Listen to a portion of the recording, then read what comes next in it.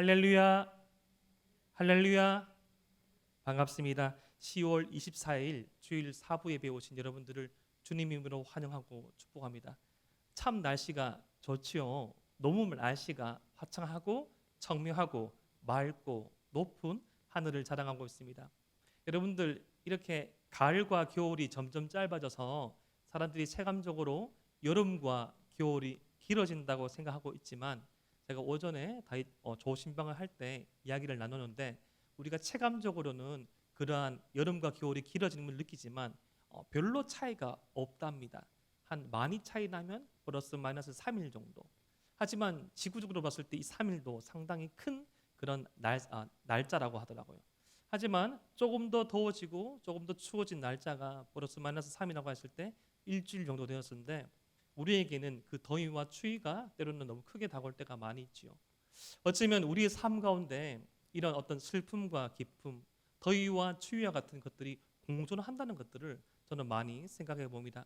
저는 이맘때가 되면 특별히 오늘 말씀과 관련된 그런 이야기지만, 제가 13년 전에 신학대학교를 처음 다닐 때, 신학대학원을 처음 다닐 때 한 수업의 일화가 생각납니다. 구약을 가르치시던 교수님이셨는데 너무나 구약을 명쾌하게 그리고 쉽고 재미있게 가르치던 교수님이었습니다. 그분은, 저는 이제 여러분들은 거의 다가 이 경상도 출신이잖아요. 이 경상도 출신의 사람으로서 처음 만나본 이 전라도 출신의 이 교수님이셨습니다. 저는 뭐 고등학교 그리고 대학까지를 영남권에서 나왔기 때문에 그러니까 전라도 사투리를 쓰시는 교수님을 만나뵈기 힘들었는데, 그 구약을 가르치던 그 유 교수님은 참 이 전라도 방언을 많이 말씀하시고, 특별히 너무나 어려운 이 구약의 난제, 이 창세기의 난제들을 쉽게 풀이했습니다. 그런데 참 이 교수님이 가슴이 따뜻하고 마음이 따뜻하던 게, 당시 2008년 2학기 그 수업을 할 때 저희 반 같은 전도사님 그런 그 자녀 가운데 이 심장병을 앓고 있는 그런 그 딸이 있었습니다. 자녀를 둔 그런 전도사님이 계셨는데, 이 2학기 수업을 들어가면서 너무 전도사님 진주 쪽에서 사역을 하셨는데 참 많이 슬퍼하시고 힘들어하시고 어려워하셔가지고, 온 우리 반 원우들이, 전도사님들이 마음을 모아서 이 성심껏 마음을 표하고 물질을 표하고 함께 기도했는데, 그 일들을 이 교수님께서 아시고 동참하셨던 거예요. 신학대학원에는 이 밤마다 담임 교수님이 계신데, 저희 담임 교수님은 아주 객관적이고 냉철하기로 유명하셔가지고 가끔 추천서를 받으러 가도 선처바람이라고 네 글자만 쓰시던 그런 객관적인 분이라서 우리 그런 어떤 구제 사역엔 동참하지 않으시고, 딱한 사연을 들었던 이 교수님께서, 구약을 가르치는 교수님께서 큰 그런 마음을 쓰셔가지고 크게 힘이 되었습니다. 아마 이맘때였습니다. 10월 초쯤 되었는데, 그 교수님의 구약학 수업이 시작될 즈음에 그 심장병을 앓고 있던 그 딸을 둔 그 전사님이 그 집에서 소식이 온 거예요. 심장병 수술을 여차여차 하였는데 잘 되었노라고. 너무나 기쁜 순간 아닙니까? 지금도 그러하지만 당시 교육자의 생활이 뭐 그렇게 녹록했겠습니까? 원우들의, 전사님들의, 많은 성도들의 사랑으로 고침을 받을 수 있었고, 특히나 힘을 써주신 이 교수님, 너무나도 감사했던 그 교수님의 수업의 시간에 그러한 소식이 들렸다는 게, 수업을 잠깐 멈추고 우리가 하나님께 기뻐하고 감사하는 그런 기도를 드린 적이 있습니다. 그런데 참 이것은 무엇의 어떤 우연의 일치인지, 그렇게 우리가 감사하고 축하한 지 시간이 15분쯤 지났을 때 교수님께 전화 한 통이 왔습니다. 급한 전화라서 교수님도 나가지 않으시고 잠시 밖에 노라고 말씀을 하시고, 한 2분여를 통화하시고 도우셨다가 칠판 쪽을 보시다가 다시금 돌리시면서 저희 쪽을 바라시면서 잠깐 저희를 훑어보시고 한 30초쯤 침묵하시더니 하시는 말씀이, 방금 저의 딸이 세상을 떠났습니다 말씀하는 거예요. 알고 보니까 그 따님도 백혈병에 걸려 있었습니다. 저에게는 너무나 밝은 교수님이셨고, 저에게는 너무나 에너지가 넘치는 교수님이셨고, 유머러스한 교수님에게 처음에는 그렇게 받아들이면 안 되지만 농담으로 여겼습니다.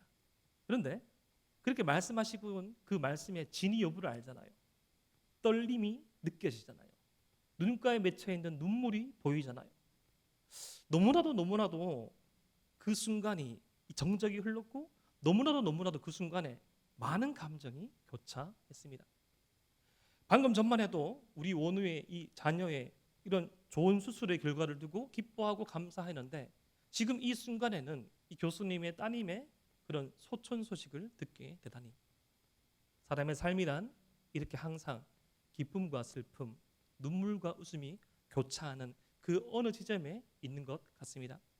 사랑하는 에바다윗 청년 여러분, 저와 여러분들이 살아가는 세상 가운데 때로는 우리가 경험하고 우리가 누리는 기쁨이 그 누군가에게는 상대적으로 어려움이 될 수 있고 힘듦이 될 수 있다는 것, 때로는 우리의 슬픔이 그 누군가에게는 고의적이고 반복적이진 않겠지만 누구에게는 작은 위안이 될 수 있다는 것, 슬픔과 기쁨이 교차하는 그 어느 지점에 저와 여러분들이 서 있다는 것 한 번씩은 경험해 보셨을 것입니다.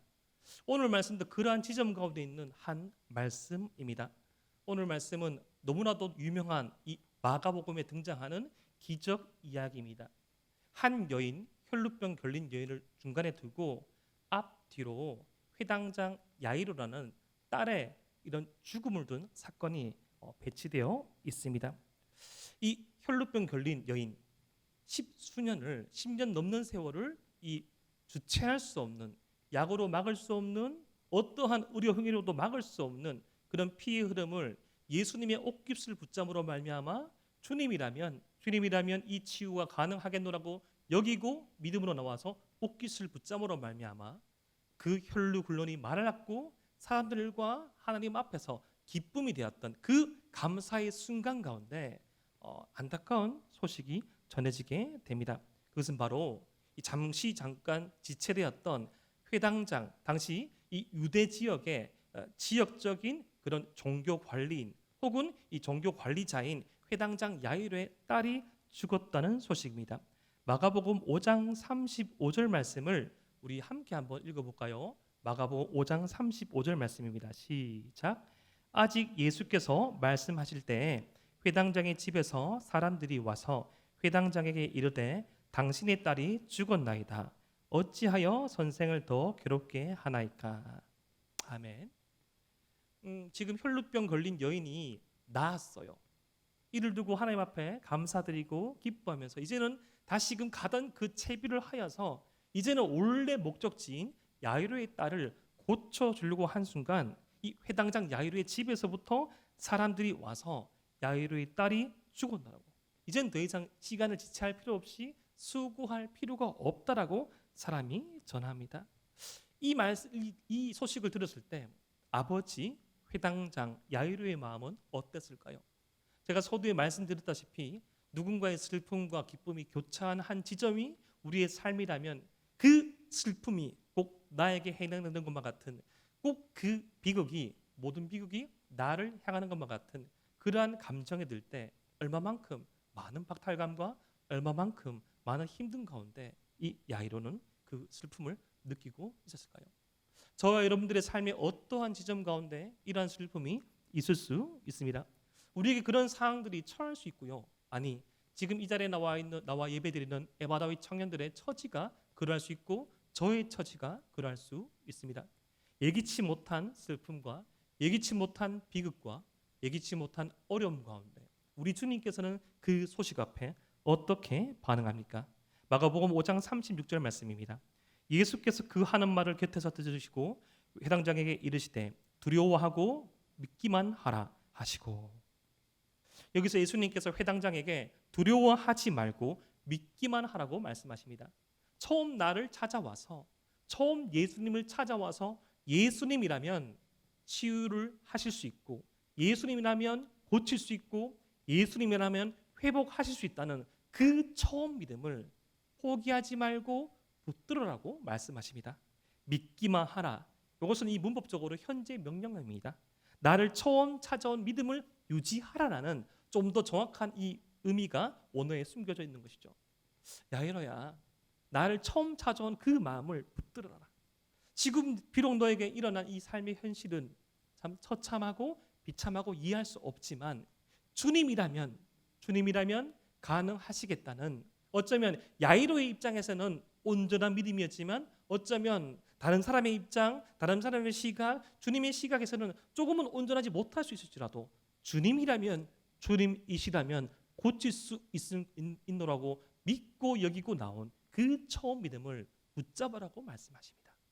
사랑하는 에바다윗 청년 여러분, 어려움과 힘든 가운데 예배의 자리로 나오신 우리 모든 지체 여러분, 처음 믿음 믿기만 하라고 주님께서 말씀하십니다. 주님이시라면 하실 수 있습니다. 주님이라면 우리의 예배를 살릴 수 있고, 주님이라면 나의 삶 가운데 새로운 출발점을 허락하실 수 있고, 주님이시라면 주님 한 분만으로 만족한다는 그 은혜의 고백을 붙잡으라고 주님께서 말씀하십니다. 사랑하는 에바다윗 청년 여러분, 믿기만 합시다. 사랑하는 에바다윗 청년 여러분, 주님의 음성 가운데 믿기만 하면 우리가 되기를 주님 이름으로 축복합니다. 그런데 여러분, 복음서 말씀을 자세히 읽다 보면 지금도 그러하지만 사람이 가장 많이 절망하고 사람이 가장 어려워하는 문제가 바로 죽음임을 알 수 있습니다. 제가 원래 계속적으로 설교를 하면서 죽음의 의미에 대해서 몇 번 말씀드렸죠. 성경에 나와 있는 죽음이란 육체적인 죽음만을 의미하는 것은 아닙니다. 죽음으로 표현되어지는 이 상태는 하나님을 떠난 이 죄인의 궁극적인 상태를 의미합니다. 이 죽음이라는 것은 이 사람이 하나님을 떠난 그 상태, 죄로부터 파생된 것인데, 우리가 세상에서 맞이할 수 있는 모든 두려움의 총체라고 여길 수 있습니다. 모든 종류의 아픔과 모든 종류의 어려움을 합쳐놓은 것, 대표한 것, 그것이 바로 죽음이지요. 두려움에 빠진 사람, 낭망에 빠진 사람, 우리가 힘들어하고 있는 그 모든 어려움의 그 끝이 총체가 죽음인데, 오늘 말씀에서는 특별히 이 죽음을 앞에 둔 것 같은 이 총체적인 어려움 가운데서도 우리가 두려워하지 말고 우리가 주님과 함께 나아갈 수 있는 그러한 이유에 대해서 말하고 있습니다. 그 첫 번째 이유는 바로 이 죽음 너머를 바라보신 예수님의 시각. 예수님의 시각은 우리의 시각과 다르기 때문입니다. 한번 따라해 볼까요? 예수님의 시각은 우리의 시각과 다르다. 사람이 제 아무리 자기가 위치하고 있는 그 분야에서 전문가이고, 사람이 제 아무리 어떠한 경험과 어떠한 상황과 그 모든 것들을 총망라한 지식이 있는다 한들 사람에게는 예측치 못하는 어려움이 찾아올 수 있습니다. 어제까지 좋았던 그 상황과 형편이 오늘 하루아침에 뒤바뀔 수도 있고요. 오늘까지 힘들었고 어려웠던 이 순간이 내일 풀려질 수 있는데, 그러한 것들을 바라볼 수 있는 시각은 사람에게는 완전하지 않다는 것입니다. 사람은 현재만 바라봅니다. 사람은 그것도 아주 제한적으로 편협하게 바라봅니다. 하지만 예수님의 시각은 영원하고요, 예수님의 시각은 불변합니다. 이것을 제가 주보에 실어놨죠. 사람의 시각과 예수님의 시각. 사람의 시각은 현재 사람과 사실을 부분적으로 봅니다. 혹자는 어떤 자신감을 가지고 말하죠. 잘 보지 못합니다. 부분만 보고 있어요. 맞습니다. 하지만 그렇게 말하는 우리 모두가 부분만 보고 있다는 것이죠. 그 시각 또한 자신의 주관과 처지에 따라서 바뀝니다. 때로는 이것이 좋다고 말하는데 때로는 시각이 바뀌어서 또 싫다고 말합니다. 반면에 예수님의 시각은 영원을 봅니다. 이 영원을 본다는 것은 과거, 현재, 미래를 다 본다는 것이죠. 과거부터 미래까지 본다는 것과 과거, 현재, 미래를 동시에 봅니다. 예수님의 시각은 그러합니다. 그리고 예수님의 시각은 변하지 않습니다. 그러한 시각을 가지신 예수님께서 이제 어떻게 야이로에게 행동하실까요? 자, 37절 말씀 보니까 세 제자만을 데리고 가십니다. 베드로, 야고보의 형제. 아주 이 예수님의 제자 그룹에서 핵심 그룹, 리더 그룹입니다. 왜 그렇게 하셨을까? 뒤에 좀 밝혀집니다. 그리고 예수님께서 말씀하시죠. 39절 말씀. 이 아이가 죽은 것이 아니라 잔다. 지금 이 예수님의 영원한 시각, 사람을 초월한 시각, 불변하는 시각으로 봤을 때는 이 소녀가 자고 있다는 것이죠. 사랑하는 에바다윗 청년 여러분, 예수님의 시각에서는 이 너무나도 가슴 아프고 처참한 삶의 현실인 죽음 또한 잠으로 보여진다는 것이죠. 성도의 이 죽음을 실제적으로도 이 성경에서는 잠으로 표현할 때가 있습니다. 왜 그렇죠? 다시 깨어날 상태. 영혼은 살아있고 육체는 죽었기에 다시 깨어날 것이라는 것입니다. 이렇게 사랑하는 에바다윗 청년 여러분, 우리에게 혹여나 사랑하는 이들이 이 세상을 떠날지라도 그가 믿음을 가지고 이 세상을 떠났더라면 다시금 볼 수 있기에 그 슬픔과 그 낭망이 영원할 수는 없다는 것입니다. 또 다른 삶으로 출발한 그 시각을 주님께서 가지고 계셨죠. 근데 그러한 시각이 없는 우리와 같은 이 평범한 인간적인 시각을 가진 사람의 눈에서는 이 소녀의 죽음이 얼마나 슬펐을까요? 얼마나 가슴이 아팠을까요? 아유, 하늘도 무심하시지. 애쓰고 애썼는데 그렇게 딸이 죽었다니. 아유, 조금만 더 일찍 오시지. 혈루병 걸린 여인을 살리실 예수님의 능력이라면 죽을 병에 걸릴 이 딸 또한 고칠 수 있었을 건데, 많은 가정과 많은 추측을 하면서도 지금 있는 이 현실 가운데 통탄하며 슬퍼합니다. 38절 말씀 보니까 회당장의 집에 이 세 제자와 함께 가시는데 떠드는 것과 사람들이 울며 심히 통곡함을 보십니다. 이 떠드는 것, 울며 심히 통곡한다는 것은 당시 유대의 장례 문화입니다. 슬픔을 잊게 하려고 막 이야기하는 거예요. 슬픈데 크게 떠드는 거예요. 좋았던 일들을 말하면서. 근데 한국의 이 장례 문화 가운데, 주님을 믿지 않은 이 장례 문화 가운데 술상이 많이 벌어지죠. 술상만 펴집니까? 고수도 붙입니다. 주님 믿지 않은 사람들은. 왜 그럽니까? 잊으려고. 꼭 그러다 또 싸우죠. 네가 잘했니? 너가 잘했니? 싸우기도 하고. 슬픔을 감추려고. 근데 이 당시 장례 문화 가운데 예수님은 어쩌면 이해할 수 없었을 겁니다. 잔다 말씀하시고, 소녀가 아직 죽었다고 말씀 안 하시고 잔다 말씀하시니까 사람들이 이해할 수 없었던 것입니다. 우리 마가복음 5장 40절 말씀 한번 읽어볼까요? 마가복음 5장 40절 말씀입니다. 시작. 그들이 비웃더라. 예수께서 그들을 다 내보내신 후에 아이의 부모와 또 자기와 함께한 자들을 데리시고 아이 있는 곳에 들어가사. 아멘. 예수님께서 이 39절에 이 아이가 죽은 것이 아니라 잔다라고 하니까 이 전문적으로 돈을 받고 곡하는 이들이 비웃습니다. 뭐합니까? 죽었는데 이렇게 이 시신이 싸늘한데 왜 죽은 딸의 아버지의 마음을 또 아프게 합니까? 비웃습니다. 당시 이 사람의 죽음의 감정을 극한으로 표현하여서 슬픔을 잊고자 했던 이 세대의 흐름에 따르면 예수님의 이 발언은 믿을 수 없는 것이고 그 누구도 죽음을 이기지 못했기에 믿을 가치가 없던 말인 것이죠. 예수님을 알지 못하는 사람으로서 당연한 비웃음입니다. 사랑하는 에바다비 청년 여러분, 우리가 세상을 살아갈 때 어쩌면 이 부활의 신앙, 어쩌면 이 생명을 지향하는 신앙을 가진 우리를 향한 세상의 비웃음이 일어날 수 있다는 것입니다. 세상은 객관적인 수치와 객관적인 상황과 모습만을 바라보면서 눈에 드러난 것을 두고 평가하지만 우리 주님은 눈에 드러나지 않는 것까지 볼 수 있는 그 시각을 가지고 저와 여러분들을 존귀하다 말씀하시고 할 수 있다 말씀하시고 그 믿음으로 말미암아 승리할 수 있다 말씀하시는 그 믿음 앞에 세상은 비웃을지라도 영원부터 영원까지 바라보시며 우리의 존재의 가치를 아시는 예수님의 시각을 잃어버리지 않으시는 여러분 되시기를 주님 이름으로 축복합니다. 이제 예수님께서 사람들을 분리합니다. 예수님의 시각도 없고 예수님도 알지 못하는 사람들을 다 내보내십니다. 그리고 부모님과 세 제자만 남았습니다. 여러분, 지금 우리 공동체적으로 마가복음 말씀을 통독하고 있는데 마가복음 말씀을 통독하고 복음서 말씀을 읽다 보면 예수님께서 사람들로부터 장소의 분리를 할 때가 있습니다.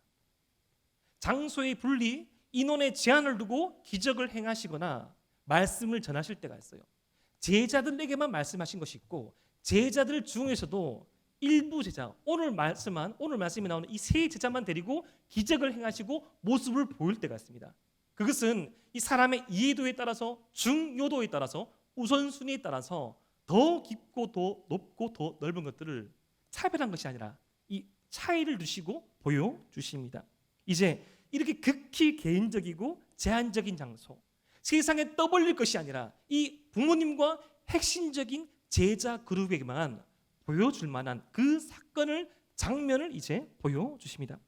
자, 이제 이 누워있는, 자고 있는, 세상의 시각에서는 죽어있는 소녀의 손을 잡습니다.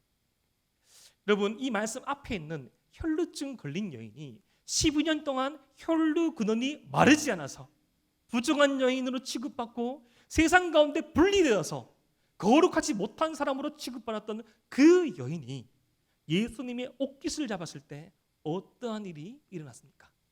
혈루 근원이 마르고 그 병이 치유함 받았죠.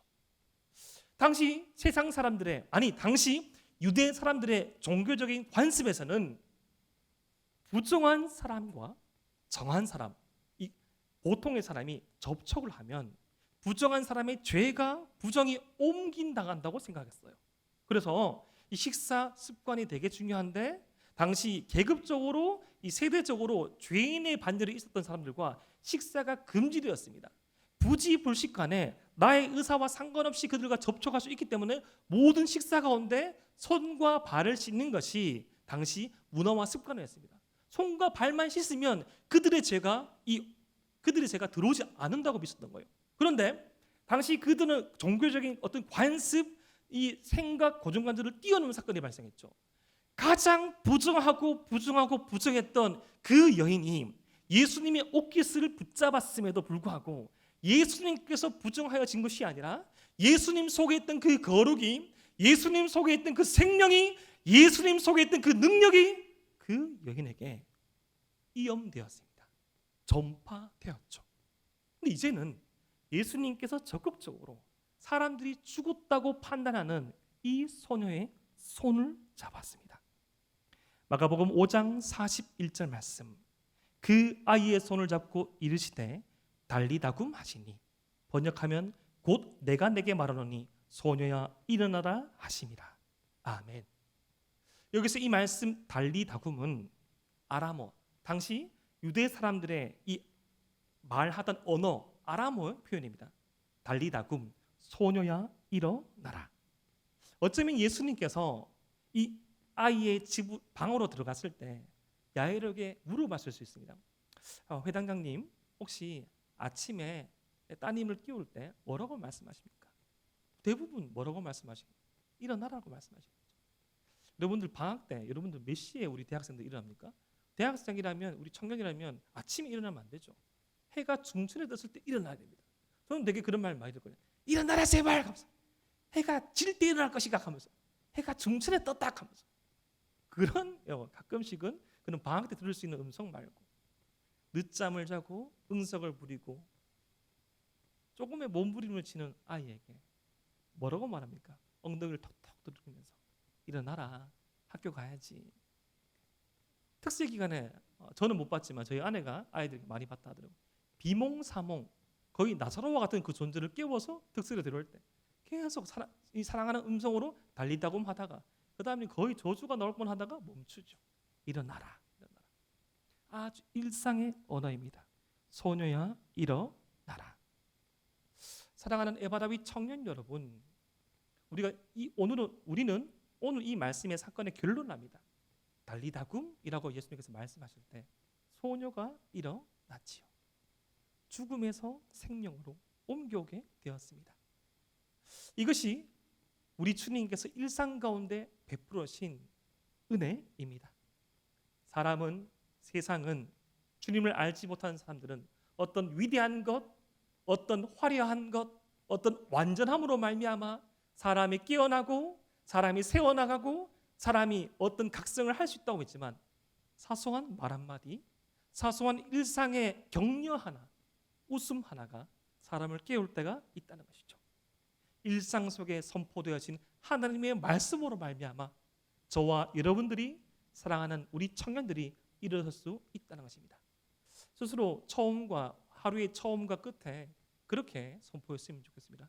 잘하고 있어. 잘하고 인도하고 서로를 감싸 주십시오. 잘하고 있다라고 선포하십시오. 오늘 이 하루의 시작을 죽지 못해 살아가는 세상이 아니라 내일부터 새롭게 시작되어지는 월요일이, 그렇게 주님을 알지 못하는 사람들이 선포하는 헬요일이 아니라 오늘도 내일도 모레도 주님이 함께 하시게, 완벽하지 않지만 더욱더 온전해져가는, 잘하고 있는 좋은 날이라고 선포하길 소망합니다. 항상 더 큰 은혜를 부어주시는 하나님, 이것이 우리의 삶이고 이것이 우리가 누리고 있는 은혜입니다. 오늘 우리가 두 번째로 기억해야 할 것은 우리를 사랑하는 목소리로 부르시는 예수님입니다. 항상 주님께서 우리를 일상 가운데 사랑의 언어로 부르십니다. 오늘 우리가 함께 모여서 드리는 예배를 통하여서, 우리가 즐겨 듣는 이 찬양을 통하여서 잘 알지는 못하지만 하루하루 꾸역꾸역 한 걸음 한 걸음 읽어나가는 이 말씀의 묵상을 통해서 우리를 사랑하시는 목소리로 주님께서 부르십니다. 달리다 굼, 일어나라. 사랑하는 에바라위 청년아, 일어나라. 사랑하는 에바라위 청년아, 잘하고 있다. 힘쓰자, 버티자, 한 걸음 나아가자. 그러한 음성은 주님께서 우리에게 마련하신 은혜의 방편들, 말씀과 기도를 중심으로 세상을 새롭게 해석하는 시각이 주어졌을 때 재해석하며 우리 가운데 은혜로 여과되어 들어오는 것입니다. 그런데 여러분, 순서는 있습니다. 우리 가운데 그 체계가 만들어져야 됩니다. 우리 가운데 그럼 세상을 필터링할 수 있는, 세상의 일반 은총의 영역에서도 주님의 은혜로 해석할 수 있는 시각이 필요한데, 그것은 바로 구원으로부터 출발합니다. 사람이 자기를 구원할 수 없죠. 하늘로부터 내려온 은혜로 말미암아 구원을 받고 우리에게 허락하신 이 말씀과 기도를 중심으로 한 주님과의 관계성 가운데 우리의 모든 것들을 일상 가운데 주의 사랑하시는 음성을 들을 수 있다는 것이죠. 마가복음 5장 42절 말씀. 소녀가 곧 일어나서 걸으니 나이가 12살이라 사람들이 곧 크게 놀라고 놀라가늘.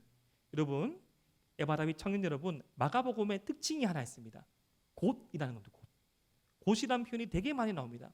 예수님께서 말씀하시니까 곧 일어나고, 곧 무엇이 되고, 곧 무엇이 되고, 이 짧은 이 장 안에서 예수님의 말씀 가운데 즉각적으로 반응하는 사람과 만물에 대해서 묘사하면서 우리 주님이야말로 이 모든 세상 것들을 통치하는 왕임을 우리에게 보여주는 것입니다. 그런데 12살이라고 이 고침을 받은, 이 새로운 생명을 얻은 이 소녀의 나이를 정확하게 기록합니다. 이것은 확실한 팩트라는 것이죠. 여러분, 기적 이야기를 한번 다 읽어보십시오. 이 고침받은 사람의 나이를 기록한 것은 거의 전무후무합니다. 12살 회당장 야이로의 딸, 그녀의 이름만 기록해내지 않죠. 다 합니다. 회당장 야이로의 딸 12살 소녀. 누가 봐도 마가 공동체로 여겨지는 이 초대교회가 다 아는 거예요. 아, 그래, 저 아이가, 저 아가씨가, 저 자매가 주님의 말씀으로 말미암아 살아나더라고. 주님께서는 확실하게 공포하시는 것입니다. 사랑하는 에바라위 청년 여러분, 때로는 우리가 주님 앞에 간구할 때, 믿음으로 나갈 때 확실한 믿음의 증표를 구할 때가 있습니다. 주님, 내게 좀 더 구체적으로 말씀해 주십시오. 내게 구체적으로 보여주십시오.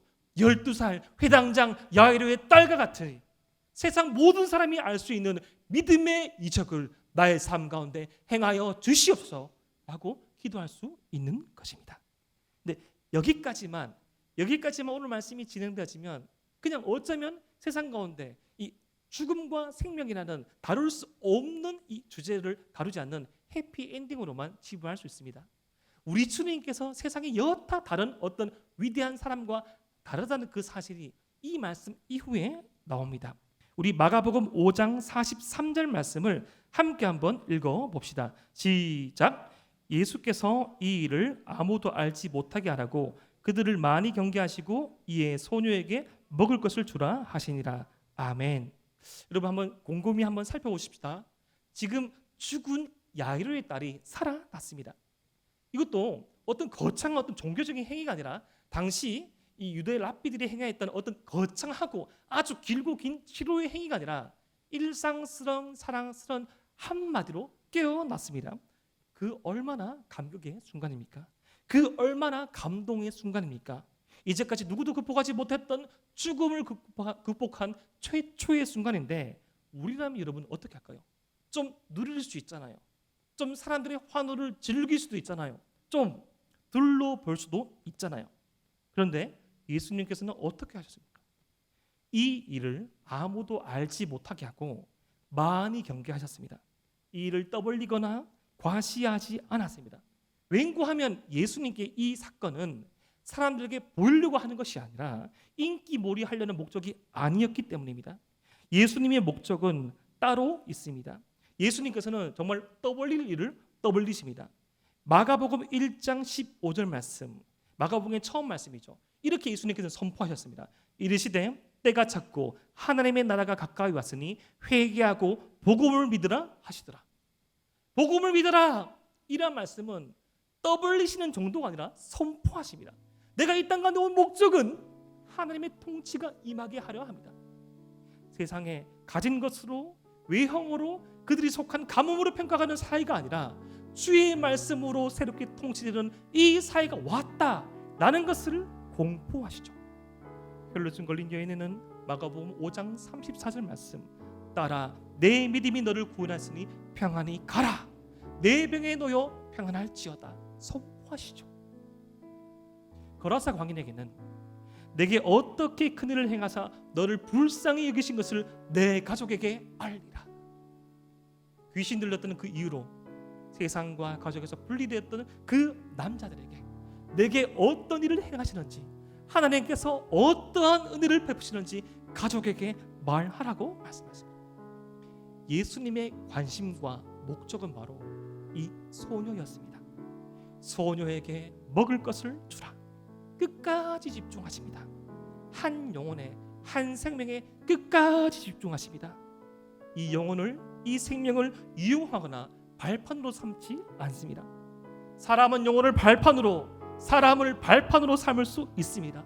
사람은 영혼을, 사람을 도구할 수 있지만 우리 예수님께서는 그렇게 하지 않으셨습니다.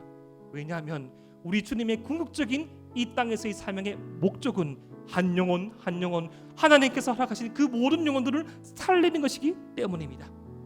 예수님의 사명은 한 영혼 한 영혼이 살아나는 것이기에 자신의 인기나 자신을 사람들이 알아주는 것이 필요하지 아니하였던 것입니다. 그 사명을 십자가 위에서 이루셨지요. 오늘 이 은혜가 우리에게 필요합니다. 우리 한 사람 한 사람에게 다가오셔서 달리다굼 이라고 말씀하시면서 살리시는 주님의 음성을 들을 수 있어야 됩니다. 오늘 우리에게 예수님의 격려가 필요합니다. 두려워 말라, 믿기만 하라. 오늘 우리에게 예수님의 시각이 필요합니다. 영혼을 보는, 죽음 너머를 보는 그 시각이 우리에게 필요합니다. 오늘 우리에게 예수님의 음성이 들리기 원합니다. 달리다굼, 사랑하는 에바라비 청년아 일어나라. 사랑하는 에바라비 청년들아 일어나라. 잘하고 있다. 버티고 일어나자. 한 걸음 더 나가자. 사랑하는 자여, 어여쁜 자여, 나와 함께 가자. 라는 주님의 음성이 들려야 됩니다. 오늘 이 말씀 달리다굼 사건을 목격한 3명의 제자가 있지요. 베드로, 야고보, 요한 3명입니다.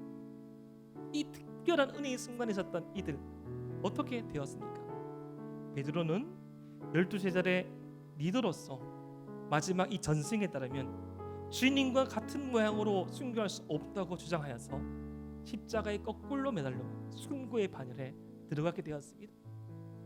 주님을 부정하고 거부하고 주님을 모른다고 말했던 그가 닭이 울기 전에 계속적으로 주님을 부인하겠노라는 주님의 말씀대로 주님이 앞에 있으면서도 주님을 부인했던 그가 거룩을 하는 사도가 되어서 주님과 똑같이 순교하셨다고 말하는 후 거꾸로 순교의 바늘에 들어가게 되었습니다. 야고보는 어떻게 되었습니까? 최초의 순교자로 죽음을 거부하지 않고 순교의 바늘에 들어가게 되었지요. 요한은 어떻게 되었습니까? 끝까지 순교하지 않은 제자로 예수님의 어머니 마리아를 섬기고 성경의 마지막 요한계시록을 기록하면서 주여 어서 오시옵소서, 아멘 주여 어서 오시옵소서라고 성경의 마지막에 문을 닫은 제자로 남게 됩니다. 어떤 자가 달리다굼, 일상의 언어로 죽음에서 생명을 옮기시는 그 은혜를 체험한 자가, 어떤 자가 사망 권세 이기시고 생명을 선포하신 그 주님의 음성을 듣는 자가, 어떤 자가 세상의 시각을 벗어난 주님의 시각으로 세상을 바라보는 저와 여러분들이 베드로와 야고보와 요한같이 귀하게 쓰임 받으십니다. 그렇게 믿음의 첫걸음을 오늘 출발하시는 우리 모두가 되기를 주님 이름으로 축복합니다.